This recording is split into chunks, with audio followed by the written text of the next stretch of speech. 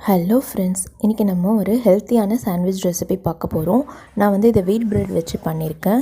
2 sandwich பண்ண போகிறேன். ஒன்று சக்கரவள்ளி கிழங்கு ஸ்டஃபிங் வச்சு ஒரு சாண்ட்விச்சும், இன்னொன்று ஆனியன் கேரட் வெள்ளரிக்காய் வச்சு ஸ்டஃபிங் வச்சு ஒரு சாண்ட்விச்சும் பார்க்க போகிறோம். முதல்ல சக்கரவள்ளி கிழங்கை நல்லா ஆவியில் வேக வச்சு தோல் உரிச்சு எடுத்து மேஷ் பண்ணிவிட்டு அது கூட பொடியாக நறுக்கின ஆனியன் போட்டுக்கணும்.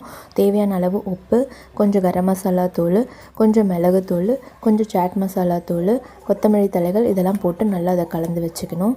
இது ப்ரெட்டு மேலே தடவுறதுக்காக ஒரு க்ரீன் சட்னி ரெடி பண்ணுறேன். புதினா, 2 பச்சை மிளகா, 4-5 பூண்டு, கொஞ்சம் ஜீரகம், தயிர், உப்பு இதெல்லாம் போட்டு அரைச்சி வச்சுக்கணும். இதுக்கு நான் வீட் பிரெட் தான் யூஸ் பண்ணுறேன்.